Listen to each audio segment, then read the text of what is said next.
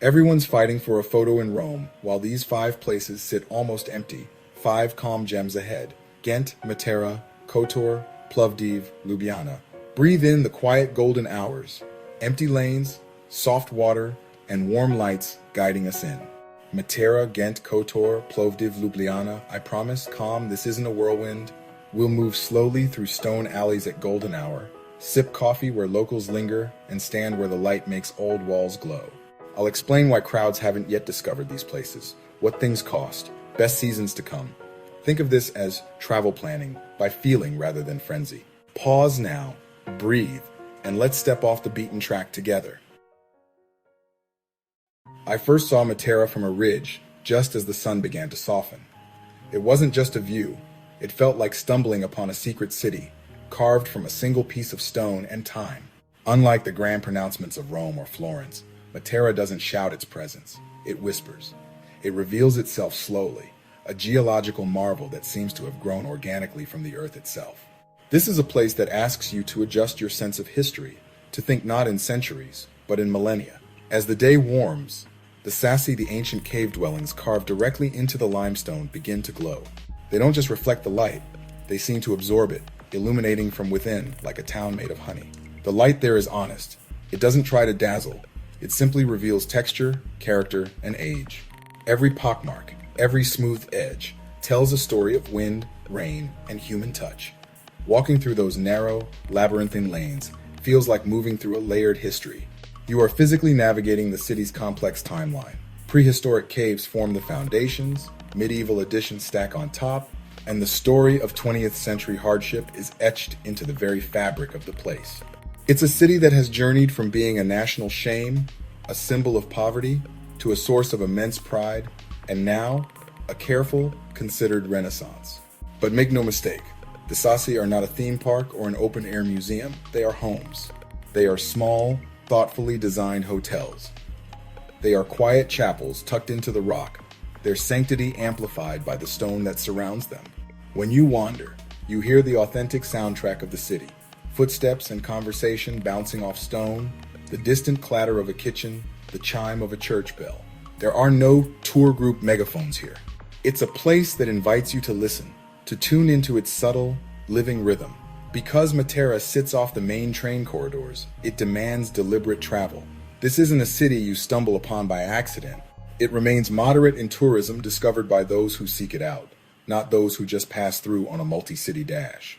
This intentionality keeps it affordable and authentic. It fosters a community of travelers who are here to connect, not just to consume. To truly capture its magic, aim for the shoulder seasons, late spring or early autumn. May and September are perfect. Winters are quiet and deeply cinematic, but can be chilly. Summers, on the other hand, run hotter and busier than you'd expect in a stone amphitheater that bakes in the southern Italian sun. My advice?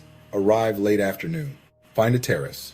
Let the golden light warm your face, and simply watch as the town begins to cast long, dramatic shadows across its own architecture.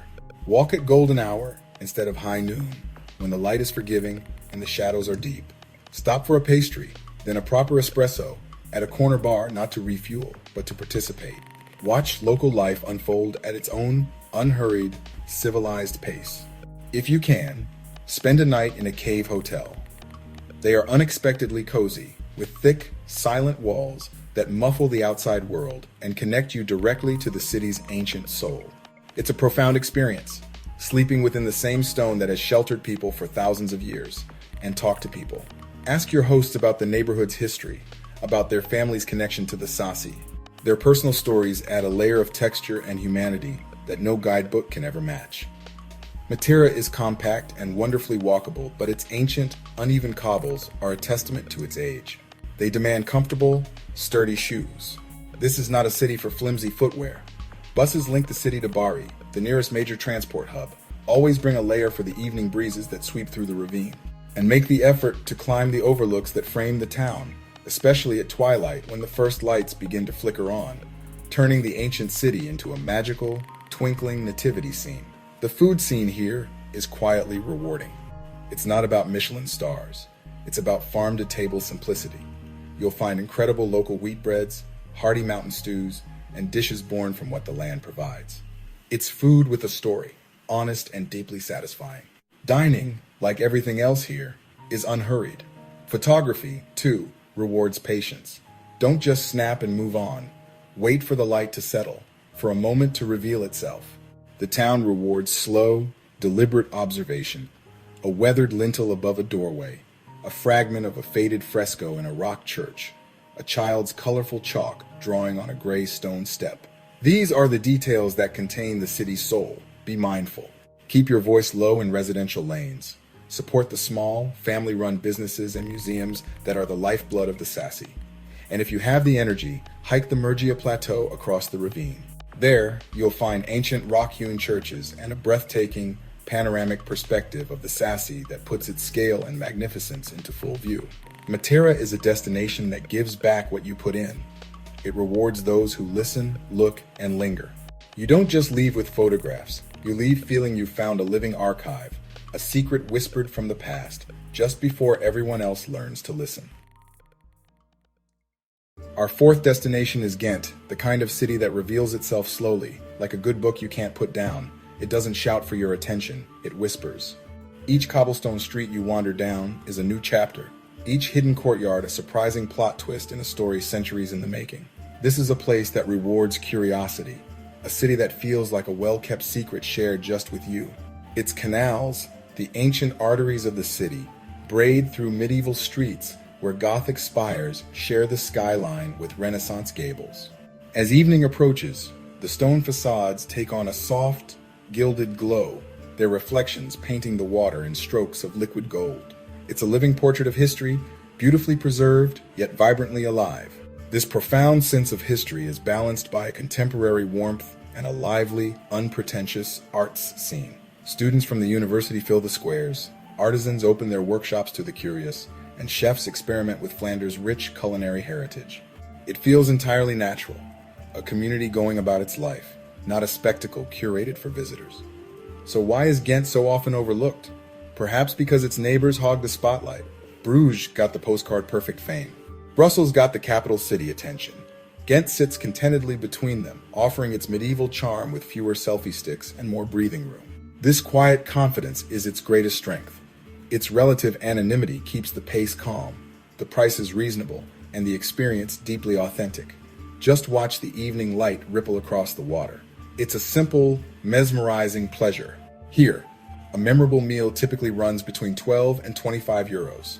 Comfortable, well-located hotels can be found for 80 to 150 a night. The city's food scene is a revelation. World-class craft beer, hearty local dishes, and a cafe culture that hums from morning deep into the evening.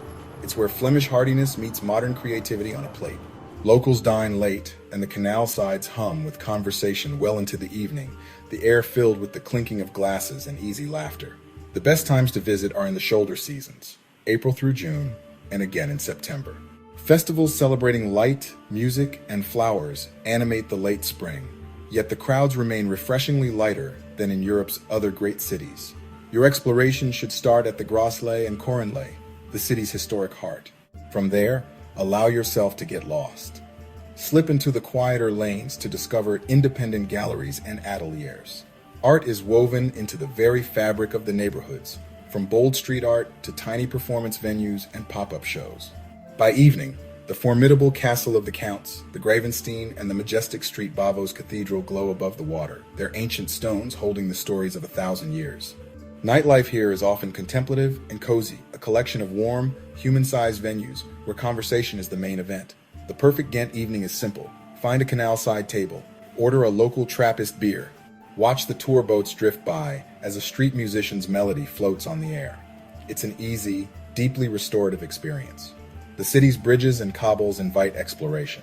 This is a place best discovered on foot, but renting a bike for an afternoon offers a wonderful local perspective, letting you glide along the canals and through the tranquil residential quarters. Wander through the Vrijdagmarkt, the Friday market, with its bustling stalls, and find a cozy square to simply be. Pause in that cafe where someone sits alone, writing in a journal, completely at peace. Accommodation ranges from budget-friendly hostels and guest houses that welcome backpackers, to charming boutique hotels tucked into old merchant houses that cater to comfort seekers. Don't miss the iconic Grassley guild houses, the treasures within street Bavo's Cathedral, including the Van Eyck brothers' adoration of the mystic lamb and the countless small museums and artist workshops tucked behind unassuming facades. This is where the city's creative pulse beats strongest. Be sure to sample a local Gentse stoverage, a rich beef and beer stew, or a fresh waffle from a family stand. Pair it all with a regional beer. The convivial dining culture encourages you to linger and savor. Should you want to venture out, the surrounding countryside offers day trips to fairy tale castles and small, surprising wineries. But don't rush away. Allow at least a full evening and a slow morning. Let Ghent recalibrate your internal tempo. You leave not with a checklist of sights, but with a feeling. A memory of quiet canals, warm lights, and conversations that feel genuine. More than anything, Ghent teaches you to slow down, to savor the moment, and to appreciate the profound beauty found in the understated. Our next destination is a rare jewel on the Adriatic coast, Kotor. It's a fortified old town, dramatically squeezed between steep, imposing mountains and a bay so still and serene it feels like a Norwegian fjord in miniature. This unique geography has protected it for centuries, shaping its history and its character. Its elegant Venetian architecture, a legacy of 400 years under the Republic of Venice, tells stories of a rich and strategic maritime past when this was one of the most important ports in the region. The city's ancient ramparts, a 4.5-kilometer circuit of walls, gates, and bastions, climb the sheer cliffs above the town. They are a staggering testament to centuries of resilience, a stone shield against would-be invaders. Down below, the bay is so still, it perfectly mirrors the sky. Inside the walls, the town itself is a labyrinth. Narrow streets, polished smooth by time, spiral inward like a compass pointing to history, each turn revealing a hidden courtyard, a family-run shop, or one of the town's famous, well-fed cats. Access is limited by the dramatic landscape. The winding coastal roads and a compact harbor naturally regulate the flow of traffic, keeping Kotor calmer and more intimate than many Mediterranean hotspots. You'll see day trippers from cruise ships, yes, but they rarely stay past sunset. The evenings reclaim a sense of tranquility. The mood here is reflective and maritime, a welcome respite from the relentless energy of the usual summer rush. This sense of peace extends to the prices. Meals are pleasantly affordable, with hearty local fare costing roughly 8 to 18 euros. Hotels range from 40 to 100 euros a night, depending on location and season. The food is a delicious fusion of Balkan heartiness and Adriatic lightness. Think simple, fresh, and deeply satisfying seafood, grilled meats, and local cheeses. A plate of freshly caught fish and a glass of crisp Montenegrin wine is the perfect reward after a day spent exploring the ramparts. For the best experience, plan your visit for May, June, or September. The sea is warm enough for swimming, the light is soft and golden, and you'll comfortably skip the peak heat and crowds of July and August. The essential Kotor experience is the climb to the fortress of San Giovanni at dusk. Each pause on the 1,350 stone steps reveals an ever more breathtaking panorama of red roofs, ancient church spires, and the magnificent bay folding into distant inlets. At the top, as the lights of the town begin to twinkle below, you might find yourself almost alone, a rare and precious moment of quiet in coastal Europe. Within the walls, life moves at a different pace. You'll find quiet squares, modest Romanesque churches, and cozy konabas where family recipes are handed down through generations. In the early morning, you can watch the town wake up, fishermen mending their nets, bakers pulling fresh bread from their ovens, shopkeepers opening their doors. It's an everyday performance that feels honest and uncurated. The bay itself beckons. Rent a small boat to find hidden coves and private swimming spots, or join a skipper for a trip to the nearby Baroque town of Perast and its 2 tiny, iconic islet chapels. Stay inside the old town if you can. Waking up as morning light spills through the narrow alleys is magical, and the evenings, after the day trippers have departed, are when the town's true, romantic soul emerges. Decades of careful conservation have kept Kotor human-scaled. A strong sense of stewardship resists the temptation of overbuilding. You can contribute by supporting local guides, family-run guest houses, and small businesses to help preserve its unique character. For photographers, the opportunities are endless. Shoot from across the bay in the early morning, when mist often hangs over the water, or capture the late afternoon glow from high on the walls as it paints the landscape in warm, dramatic tones. Even the journey here is cinematic. The drive down the Serpentine Road features heart-stopping hairpins, sheer cliffside views, and sudden, breathtaking glimpses of the harbor below. And just beyond Kotor, both north and south, lie quiet fishing villages and small, pebbled beaches, offering the beauty of the Adriatic without the crowds. Travel here is a return to a more deliberate, thoughtful pace. Kotor masterfully marries dramatic, large-scale scenery with the intimacy of its ancient streets. It's a place where nature and history conspire to keep the modern world at a respectful distance, creating a destination that feels both impossibly grand and deeply personal. Plovdiv is a city of layers: Roman theaters, Ottoman houses, Bulgarian National Revival facades, and a contemporary art scene that hums in between. Walk its cobbled old town, and you can read centuries in a single block. There's a friendly theatricality here, history on one hand, creative reinvention on the other. It's underrated because larger capitals pull early crowds. Plovdiv matures on its own terms, character over spectacle. Budget travelers love Plovdiv meals, 5 to 12 euros. Hotels, 30 to 70. Coffee culture is strong, and evenings find Kapana the Trap alive with craft shops and small theaters. Best times, May, June, or September, October. Spring and autumn bring festivals, comfortable weather, and good light for wandering. Summers can be hot, but shaded terraces keep evenings, pleasant festivals keep the energy lively. Start at the Roman Theater, where marble steps frame a millennia-old stage. Sit and imagine ancient applause. Then descend into lanes where galleries and artisan shops give contemporary voice. Kapana is my favorite: painted facades, street art, tiny eateries and studios. Once overlooked, now a creative hub with an intimate vibe, Plovdiv is eminently walkable. Hills become balconies. Climb, nebit, tepe, and linger as the sun softens. Dining is a joyful exploration: grilled meats, fresh salads, regional cheeses. Prices let you sample more than elsewhere. Pair with Bulgarian wine and enjoy the relaxed tempo. Plovdiv is a cultural laboratory. Contemporary spaces and small festivals pop up often. Ask at a cafe for current shows. You might stumble into a performance or artisanal market. Stay in a simple guest house or a boutique with character. Hospitality is warm hosts point you to a favorite bakery or off-the-map viewpoint. Day trips include Thracian tombs and wine regions. The countryside rewards those who explore. Respect. Plovdiv leaves you with color, craft, and calm. Ljubljana is an emerald-threaded city, a river at its heart, bridges like invitations, and a pace that never hurries. At first light, you can cross the triple bridge with room to breathe. Cafes set out quietly by the water. The day unfolds unforced. Plečnik's hand shapes the city, human-scale architecture that guides rather than shouts. The core is largely car-free. It feels designed for lingering. Why underrated? Neighbors pull focus: the Alps and the Adriatic, while Ljubljana stays gracefully in the middle, content and uncrowded. Meals often range 12 to 25 euros. Hotels about 70 to 140 a night, from intimate guest houses to design-forward boutiques. Best times: April, June, and September, October. Winters are mellow, cinematic, and value-friendly. Start at the Central Market for local rhythm and fresh flavors. Ride up to the castle and trace the Alps on the horizon. Then meet the city's guardians on the Dragon Bridge and follow reflections back to the cafes. Cuisine mixes Alpine, Mediterranean, and Balkan notes. Try an orange wine with small plates. Evenings are gentle: a gelato, a busker song, candlelight on water. Nature is close. Tivoli Park is a green breath inside the city. Day trips tempt Bled, Bohinj, karst caves, but give Ljubljana a full day and night so its calm can catch you. Cycle the riverside, collect small conversations, and let the blue hour stretch. Ljubljana is a city that whispers.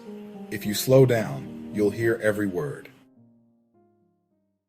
5 places the guidebooks skip or at least whisper about: Matera, Ghent, Kotor, Plovdiv, Ljubljana. Calm streets, kind prices, golden hours that belong to you. Travel planning by feeling rather than frenzy, that's our compass. Subscribe to Destination Discoveries for the places the guidebooks skip. I'm Vernon, your calm companion on the quiet path. See you in the next journey. Before you go, subscribe now. Join Destination Discoveries for calm, crowd-free Europe. Hit the bell so golden hours are yours. New journeys every week. Matera, Ghent, Kotor, Plovdiv, Ljubljana. Subscribe to Destination Discoveries for calm, crowd-free Europe.